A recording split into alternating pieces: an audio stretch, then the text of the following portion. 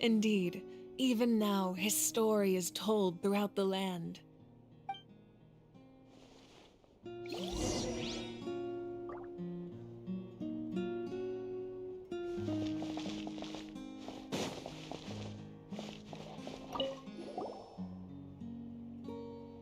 There are so many jars and potions around here. Do they have anything to do with alchemy? No, those belong to the Masters of the Nightwind. They're ceremonial tools used to amplify the ability to communicate with the Night Kingdom and the Wyab. Yamaya is an expert in this field, and she taught me a lot. Even though she appears stoic and serious, she actually has a keen sense of humor. The tools you see here are quite traditional. Her students found them outdated, so she passed them on to me. The contents of the jars aren't all that special. Oh, except the big jar in the middle. That's what she really wanted to give me. Ooh, must be something really cool. What's inside? Grape juice. Huh? It's quite tasty, although probably expired by now.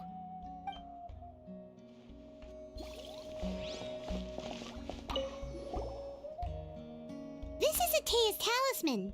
I'm sure you're familiar with this one already. Atea was rarely ever without it. The talisman brought her a lot of luck in battle.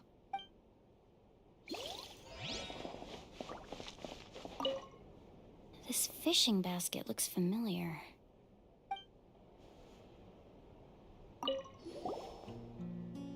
Hey, there's a fishing rod here. It must have belonged to the people of the springs. That's right. It belongs to a legendary fisherman named Matavaru. I have his entire set of fishing equipment, actually. He and I met in a tavern.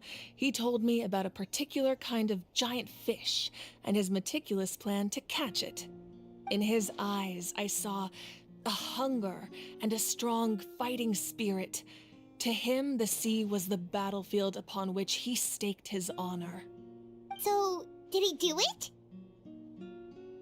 The next time I saw him, he was covered in scars. It turned out the fish he sought had been corroded by the abyss. He managed to kill the fish, but sustained a serious injury in the process, which meant he could never go deep-sea fishing again. Can a fisherman claim victory if he fails to bring back his catch? That's what he asked me in the end. Well, Paimon thinks he won.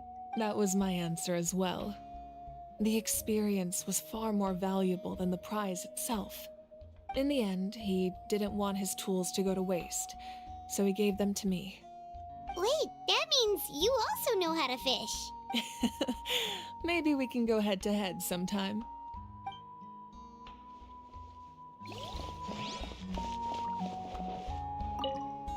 Make sure to handle everything with care.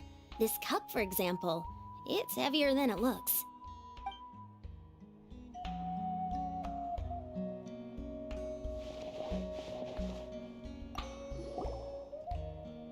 Whoa, that belt is bigger than Paimon's head!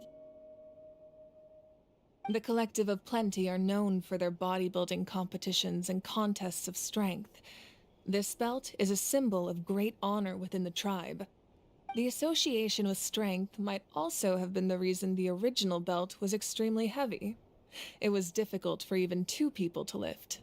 And even if a warrior had the strength to put it on, wearing it for any length of time would still leave them gasping for breath. Sounds like it. So the owner of the original belt, Kitera, commissioned a craftsman to make a copy identical in appearance but far lighter in weight. That is the belt you see before you. He would often wear this version when training in order to protect his waist. Or he made a lighter version so he could wear it all the time and show it off.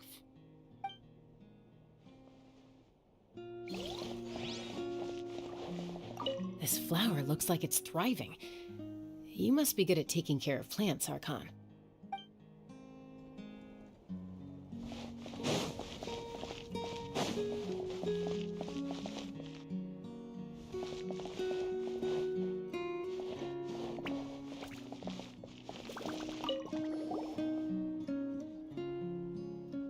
The powder still needs some time to settle. so let's wait a little longer. Well, what do you think of my collection? Do you feel like you have a better understanding of NATLAN's culture now? Yeah, if each item represents a different story, seems like NATLAN's really been through a lot. Does every item hold a special memory, just like Atea's talisman? That's right. The items in my collection actually serve a similar purpose to the ancient names passed down among the tribes. They demonstrate the true shape of time. The shape of time? Most people perceive time as a linear concept, almost like a straight line that can only move forward. We cannot change the past or predict the future. But there's also a different theory, one that I believe to be closer to the truth. Namely, that the past, present, and future all exist at once. At once? Paimon's not sure she understands. Let's say your journey ended right now. Thinking back on your experience in each nation, which one would you say was the most important? Exactly. Even at the end of your journey, the things you experienced along the way don't cease to exist. They become part of who you are. Take out a portion of that journey, and you would likely make very different decisions, and eventually arrive at a very different destination. The future is the same way. It exists even though it has yet to come to pass. We just lack the means to perceive it. Of course, there are those with the power to foresee the future. They simply call it by a different name. Fate. You're quite familiar with that concept, I would imagine. That does kinda make sense. The future hasn't happened, but already exists. Humanity excels at living in the present, but too often we forget the past and neglect the future, while the pilgrimage and the Night Warden Wars lead us to a better future. Only by uniting the people of NATLAN across countless eras can we fight back against an enemy as formidable as the Abyss. To come up with such a set of rules, the first Pyro Archon must have possessed a level of insight I can only imagine. That's correct. At first, he was a mortal man with no special power. After he ascended to the Divine Throne, he used it to borrow power from the heavens and establish the rules of NATLAN, namely a framework through which ordinary people can ascend to Archonhood. By holding the pilgrimage, we're able to determine the strongest among us, and when that person ascends to the Divine Throne, their inner flame will awaken. In addition, the sacred flame will grant them significant knowledge and memory of this land. After all, that's how I came to know everything I just told you.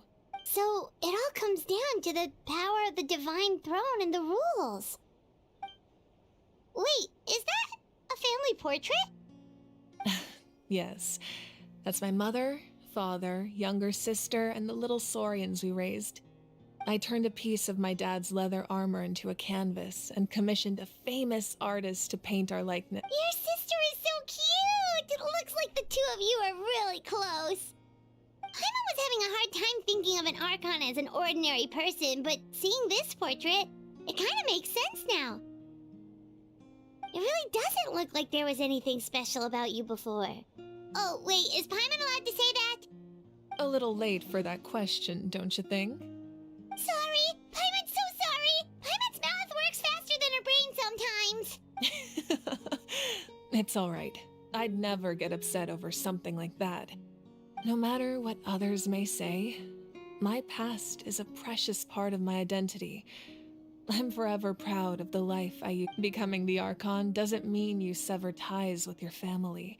The position just comes with a lot of responsibilities, so it impacts how often you get to see them.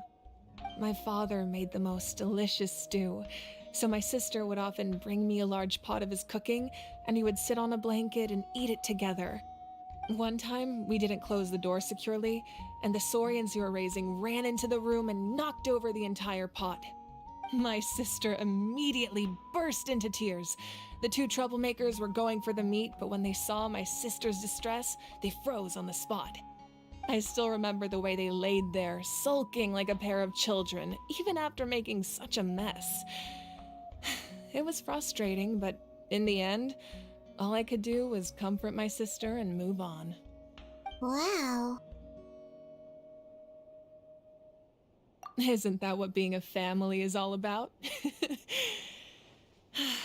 I think about that story a lot, actually. As the Archon, I made a vow to defend this nation, and experiences like that, they remind me exactly what I'm trying to protect.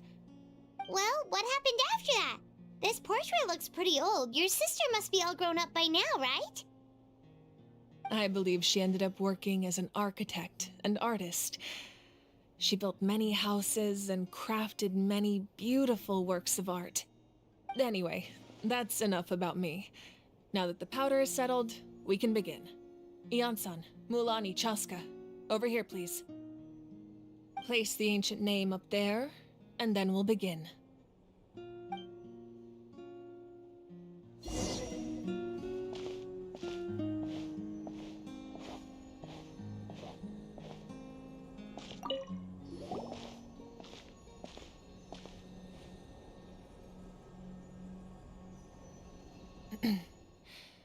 Surely as the echoes of life resound through heaven and earth, so too shall our stories remain eternal. Ancient name, take us to your fated bearer. Allow her to answer our call.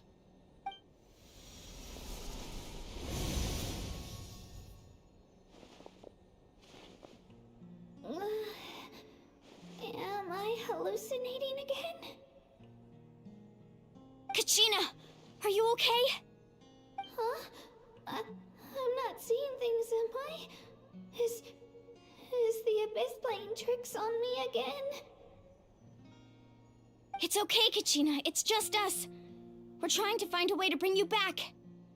Everyone, you have to listen to me.